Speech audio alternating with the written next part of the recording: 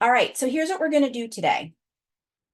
After I finish speaking in a second, I'm going to hand it over to Dina Schlossberg, who's the Executive Director for Regional Housing Legal Services, who's going to talk about how this event came together and the project that RHLS is leading in collaboration with us here at the Housing Alliance, with LISC Philadelphia, and with Neighborhood Allies. Then we're going to have Bryce Maretzki with PHFA talk about the importance of preservation. Then we have two panels, and I'll introduce them when we get there. And then we're going to have time for you to talk in breakout sessions. And each session will have a facilitator that will ask a series of fairly general questions just to get to what are the challenges that you're experiencing, and of course, what are the opportunities. Then we'll come back and Dina will talk about technical assistance and grant opportunities. And then we'll talk a little bit about what's next. All right, now I'm going to introduce Dina, who's going to officially kick this off. Welcome, everybody. My name is Dina Schlossberg. I am the Executive Director of Regional Housing Legal Services. Some of you know who we are. We are a statewide program, statewide legal aid, public interest organization. We work with, we're committed and devoted to issues of affordable housing and equitable community development. We work with nonprofit organizations and community organizations and coalitions throughout the state to advance issues of affordability, preservation of affordable housing, and equitable communities. We came together with this project that we are calling the Statewide Preservation Collaborative as a result of work that was being done in the city of Philadelphia, primarily led by LISC, the Local Initiative Support Corporation, that was focused on preservation, and on the preservation in Pittsburgh, that was in Allegheny County, that was primarily led by Neighborhood Allies. So we thought it would be important to join forces and to bring our efforts and collaborate on ways that we could expand opportunities for housing preservation, particularly of multifamily housing, particularly of subsidized affordable housing throughout the state of Pennsylvania, look for new initiatives and new opportunities. And of course, to do so, we would need our trusted partner of Housing Alliance of Pennsylvania.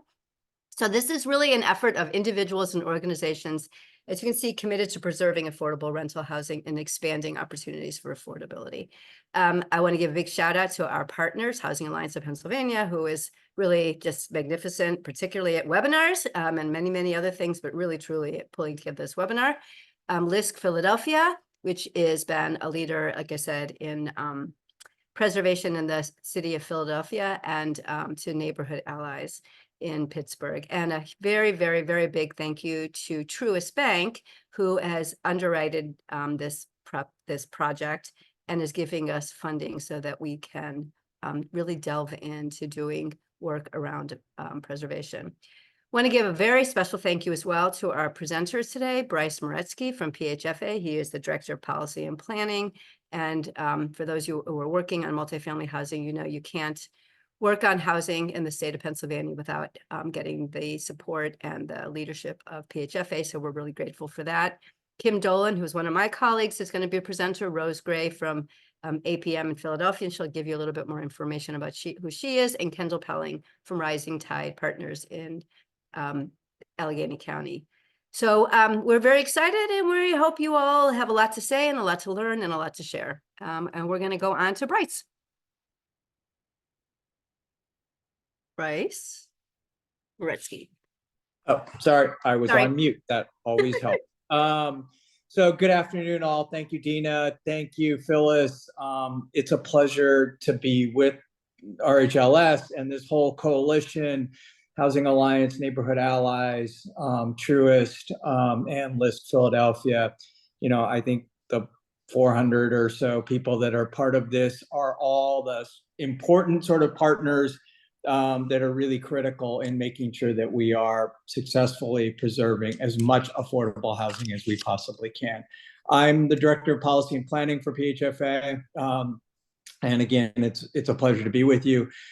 I'm going to just sort of, you know, on behalf of our Executive Director, Robin Weissman, I really want to thank you all for your efforts over the years in this work, and really this opportunity, I think, presents us with sort of a new landscape for continuing this effort. As many of you know, we allocate the tax credit program, whether it's the 9% or the 4%. We manage the FAIR program. We provide a lot of other resources in terms of the work being done in preservation of affordable housing.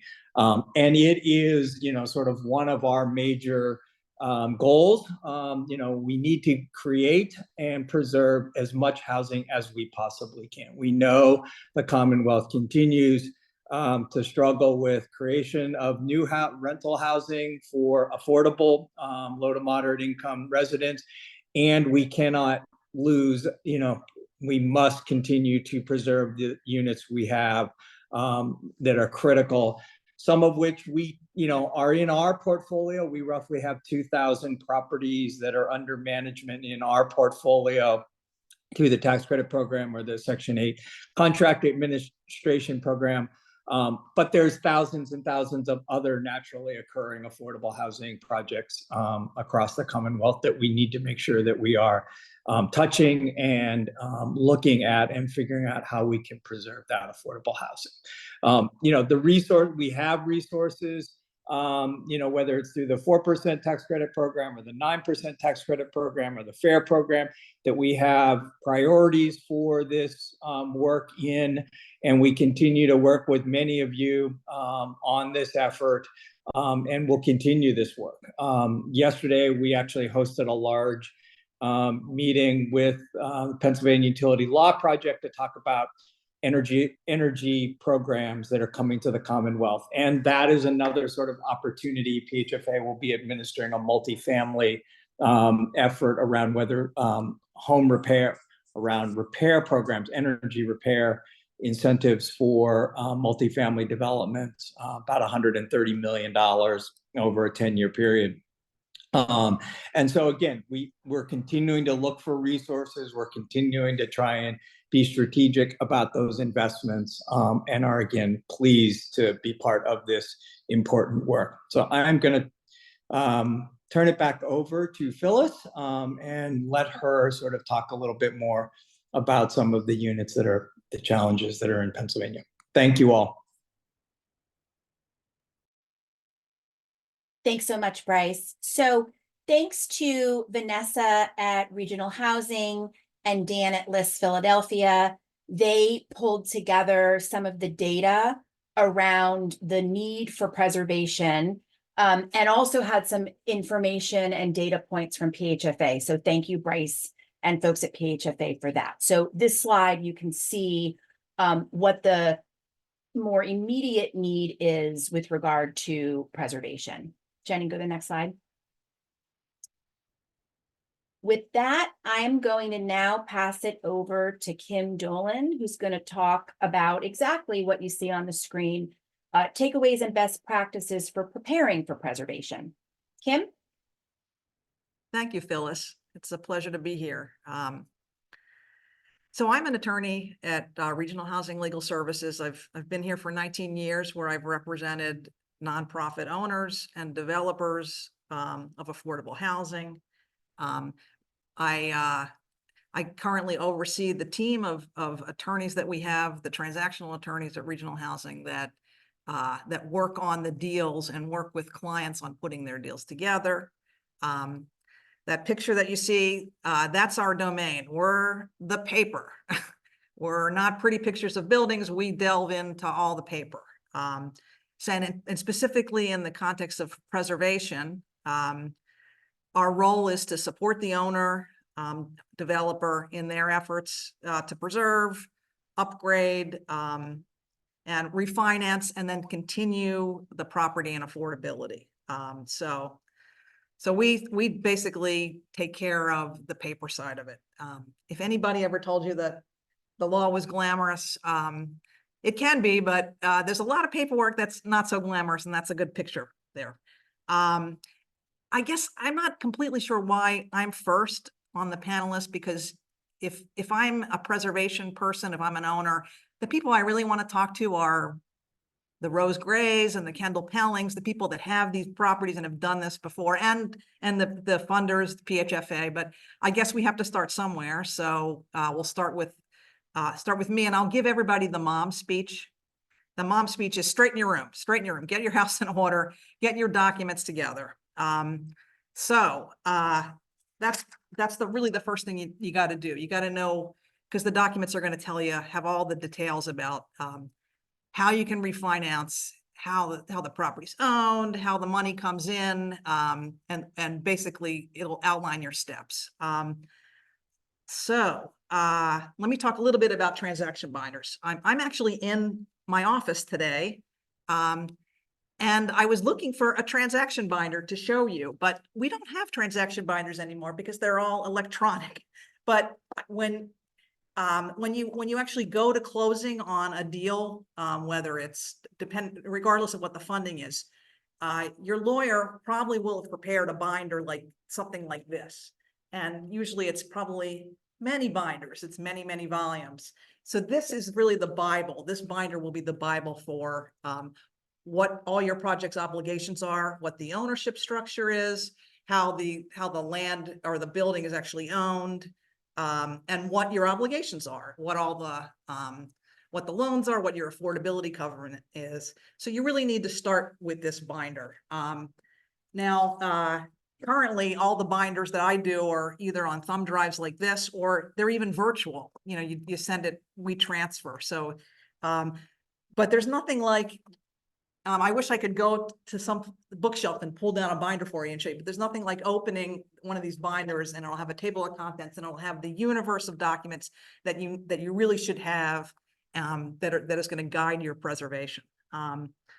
So some of the important questions that you need to answer are, what is my ownership structure? Who owns the building? Is it my nonprofit? Is it a subsidiary of my nonprofit or a special purpose entity that was set up?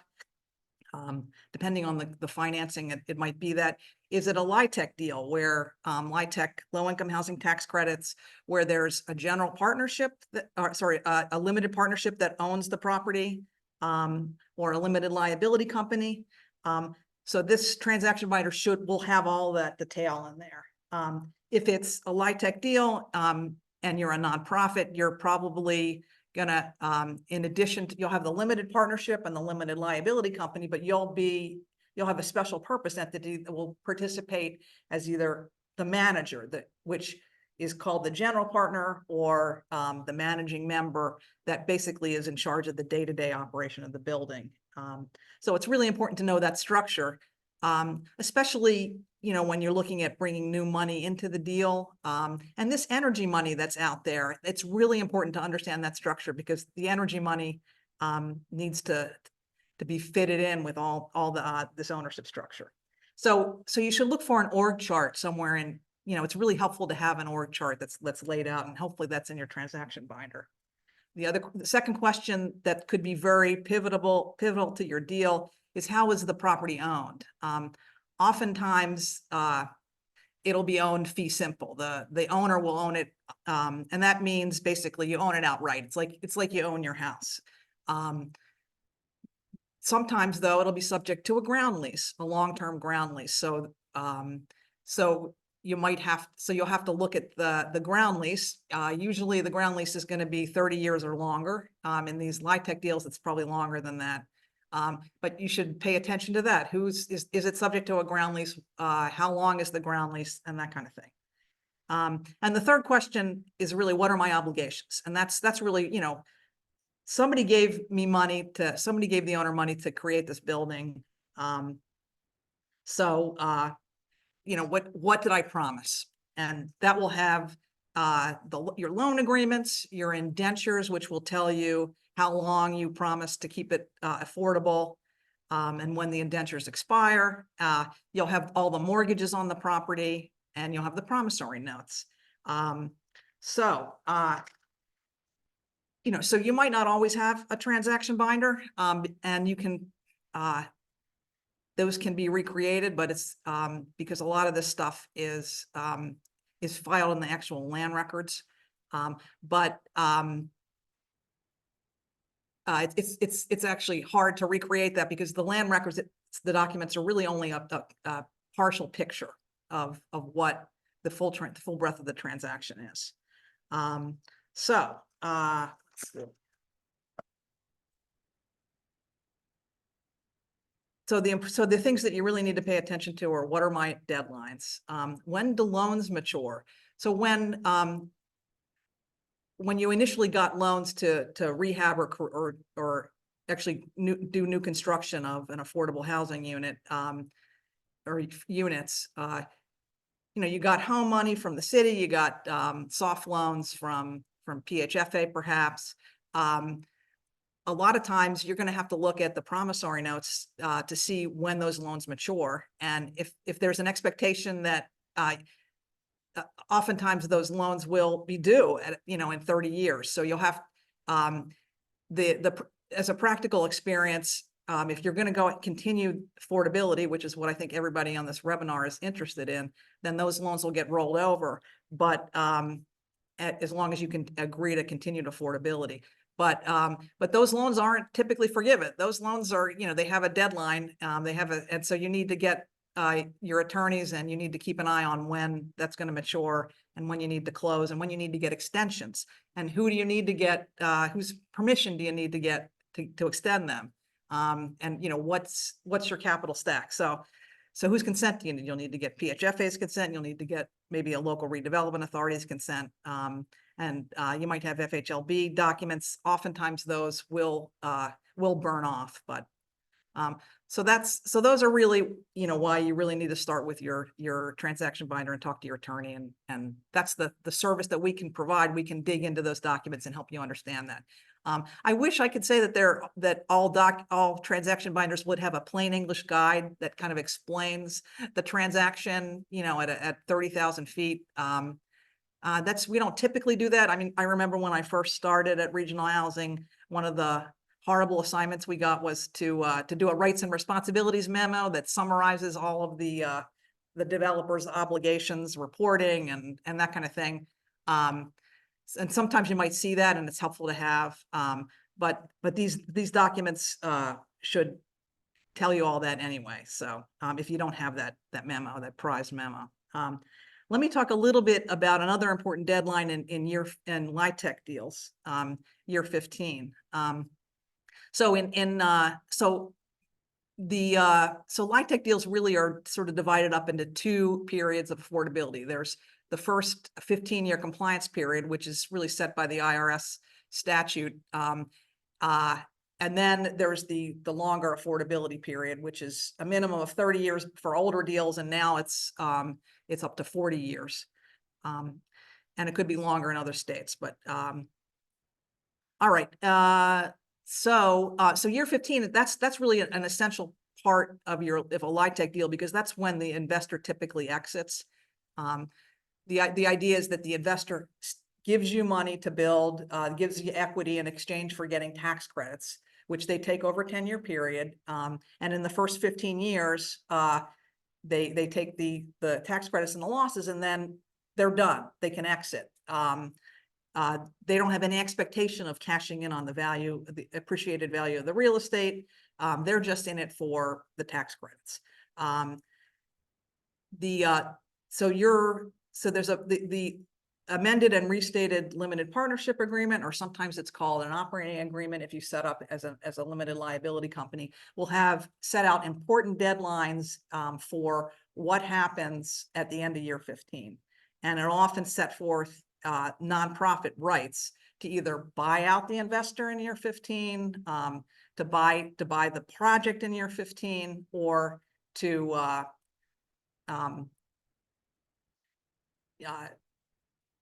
I guess I hit those 2 points right there. So or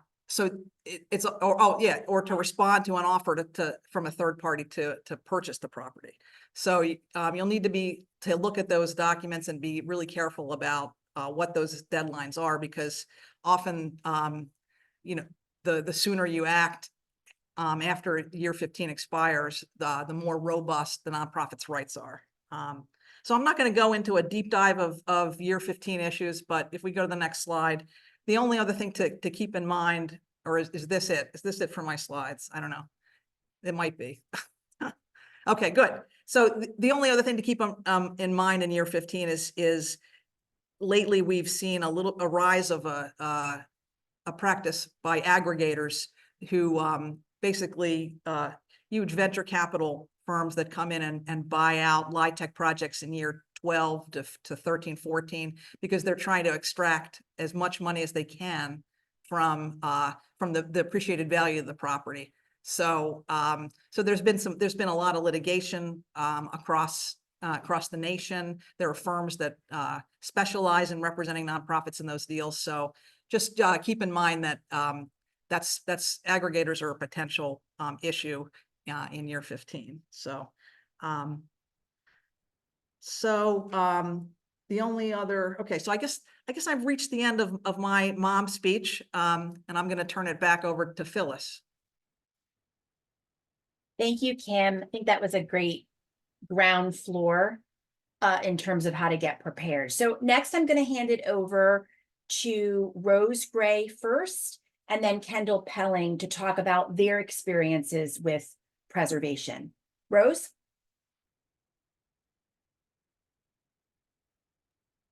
Hello, thank you for inviting me.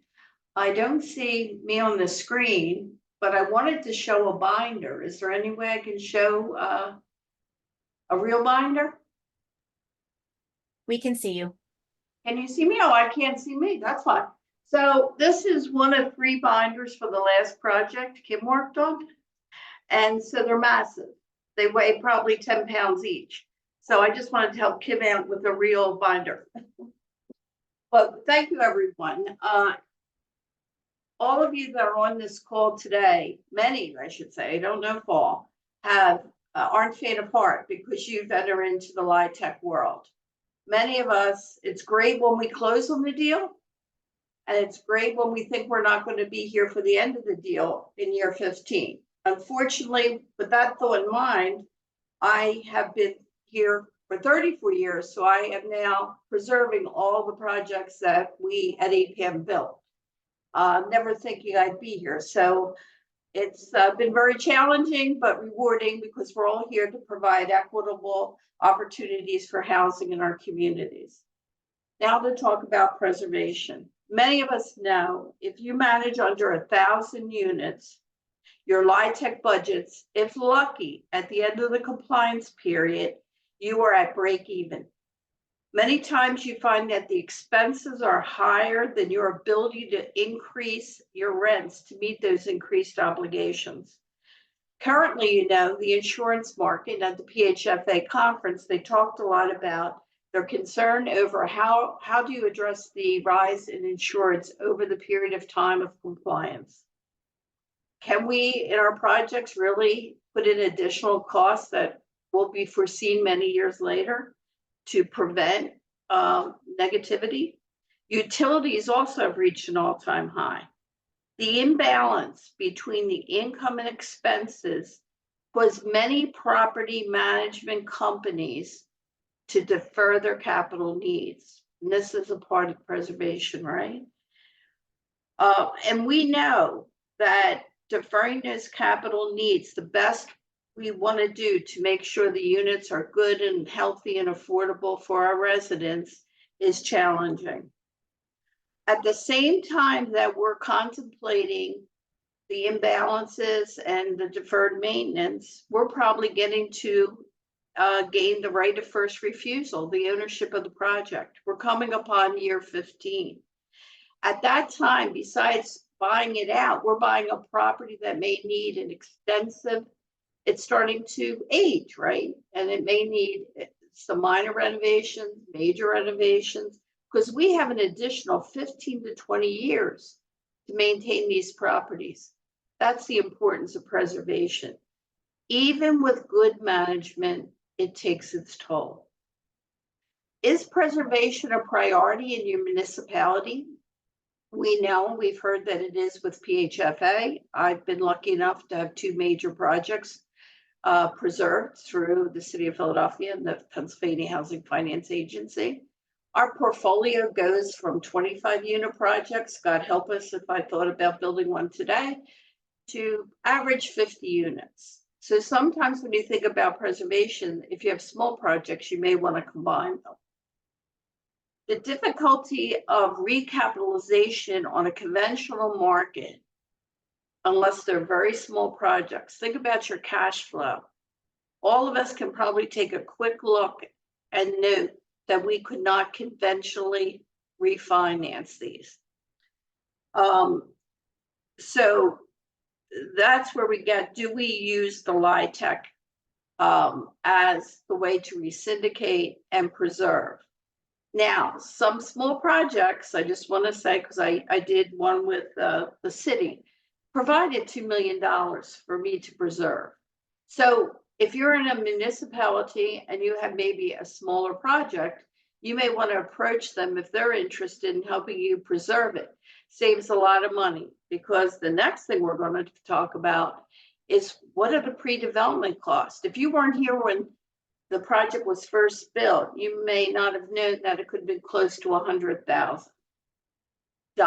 Today, for pre-development, even for preservation, ranges the same, 100 to 150,000. To make sure that you need the same things, the market study, you do the whole process over again.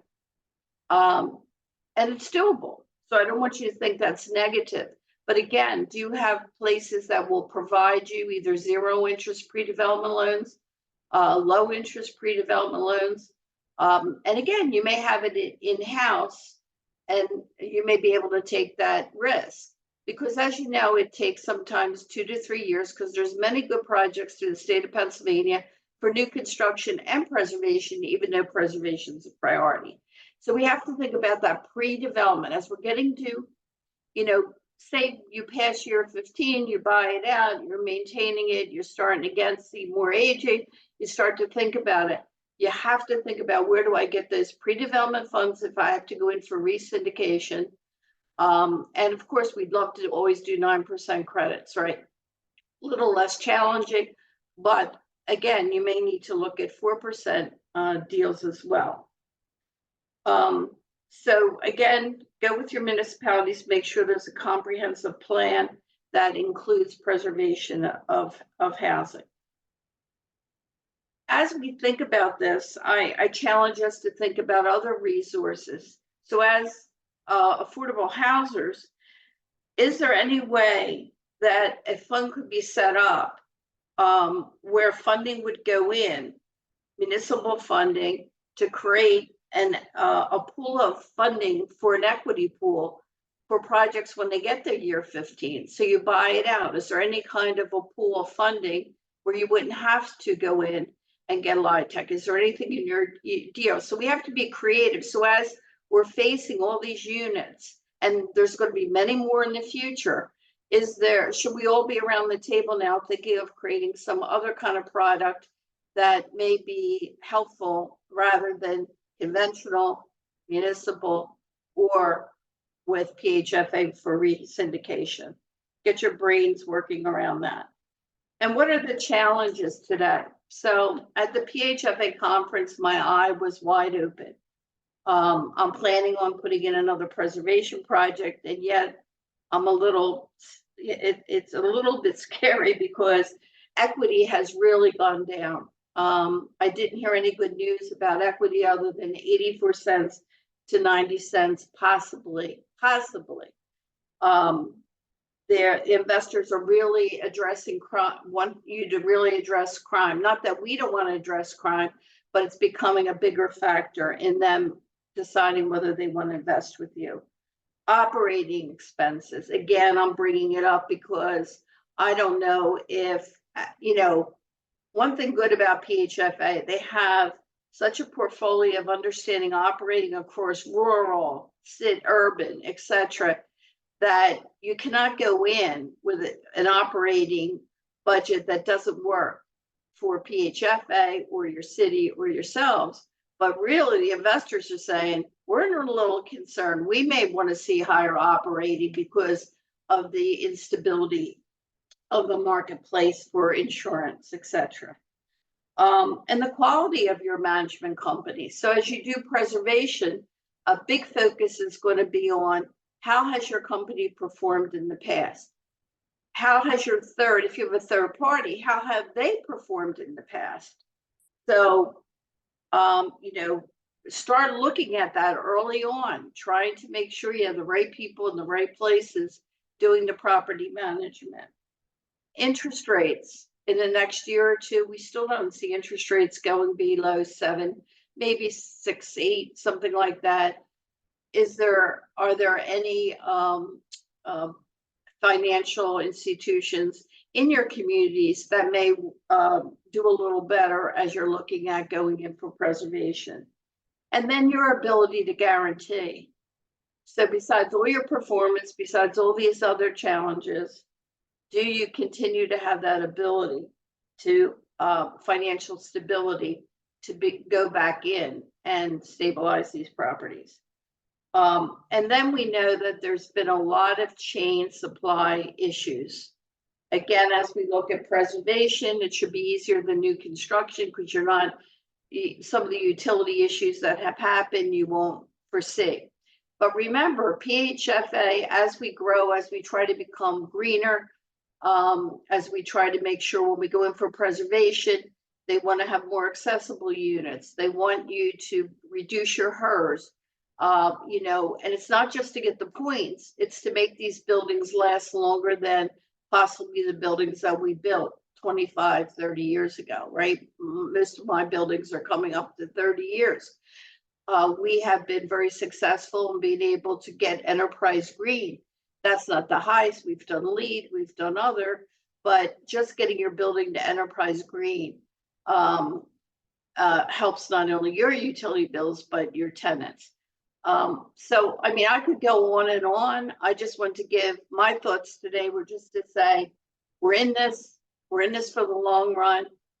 There's things we may not be able to mitigate up front. We may have to defer maintenance. We may have to go in, but we should go in with our eyes open. Good counsel like Regional Housing Legal Services, and I'm sure there's others, to guide us on this pathway, because the reduction, besides not having enough affordable units, we're losing them every day. And we're going to find ourselves with a problem for people that good working class people or those working poor that need these healthy buildings to remain affordable for them to live and their families. That's about it. Excellent, Rose. Thank you so much. Kendall, I'll pass it along to you. I'm Kendall Pelling. I'm Executive Director of Rising Tide Partners. We're a nonprofit in Pittsburgh that works to restore communities and prevent displacement by being essentially a nonprofit land developer that assembles sites and then works to buy out absentee landlords. So if you think about preservation, it's not just about those things that are already HUD subsidized. It's also about those properties that are what we would call naturally affordable. If you think about all the affordable housing in America and in your communities, most of it is probably not government subsidized. Most of it is probably owned by a private landlord, whether they're a small mom and pop landlord or a bigger corporation. And they're just renting it at rents that are sometimes below PHFA tax credit rents.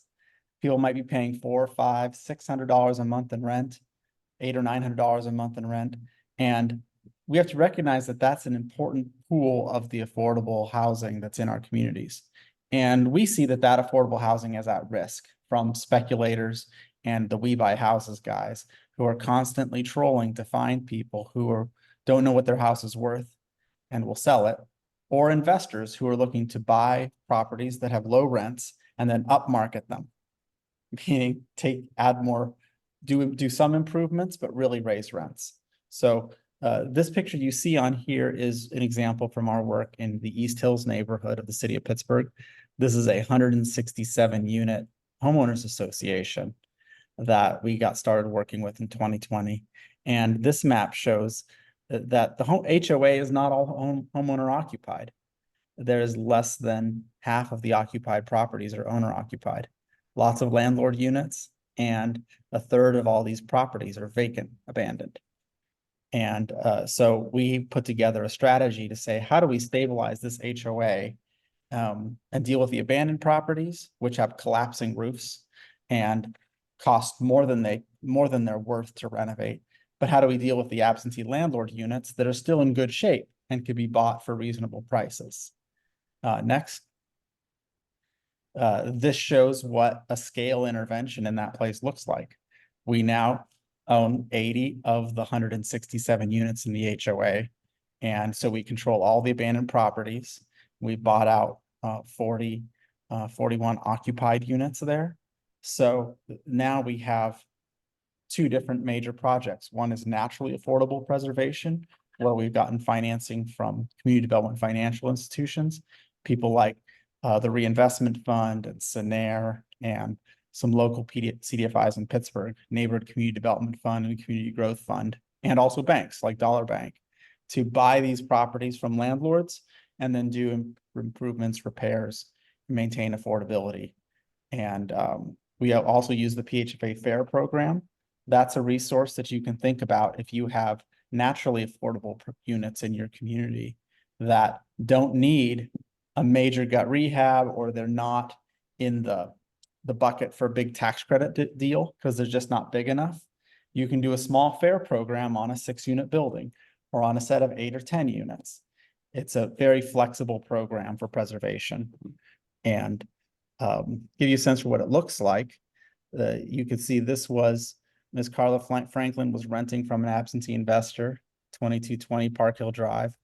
And she was great. She would love to buy her house someday, but she had a bad landlord. And right next door is an abandoned property with a collapsed roof, causing her all kinds of trouble. Next. So we bought out the landlord, and then we filed conservatorship and got control of the unit next door. So now all the units that are like the unit next door to Miss Carla Franklin are part of a application to PHFA for the 9% tax credit program.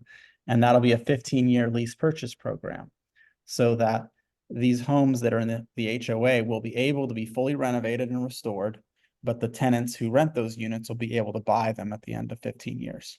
That will be the exit plan for the investor, is selling units to tenants. And that's being done with Trek development. Whereas with Carla Franklin's house, that's in better shape. It doesn't need the 9% tax credit to renovate it. So she'll be able to purchase her home once she gets through the credit repair and process. And that kind of rental to ownership can be done through the FAIR program and through other funding sources that you may have available in your county. Another type of project to be aware of are those HUD subsidized projects that might be owned by a single purpose nonprofit. Sometimes these kinds of buildings are at risk. We're working on preserving a building called Brymart Apartments. It's a 36-unit HUD subsidized building where the roof had leaked, and the nonprofit owner didn't have enough reserves to replace the roof. And so we've been raising capital to renovate that building. Again, using PHFA programs and local programs through the city's Urban Redevelopment Authority and the Federal Home Loan Bank of Pittsburgh. We now have all the funding commitments together to renovate this 37-unit building that is not a tax credit deal. It's not a 9% project. It's not a 4% project. The building can't support any performing debt. So these are all kind of grant and no payment or cash flow dependent loans. So, but remember to think about, as you think about your preservation projects, that this is a team sport. It's not one nonprofit or one organization doing everything, but it's about how we have community partners and lenders and other nonprofit developers working together to find ways to preserve this housing and stabilize the communities. And remember that the residents of a community also have a lot of wisdom on how things should be restored and what their goals are. Our plans in Park Hill Drive were largely formulated to meet the goals of the residents there. And you'll see in any community, you might get to a community and they say, yes, we love to preserve that building, but we want this done with it. Or we'd love you to do a project in our community, but please, can you buy out that landlord because he's terrible? So just remember that that your community partners are critical. And yeah, I guess we can pass on to the next.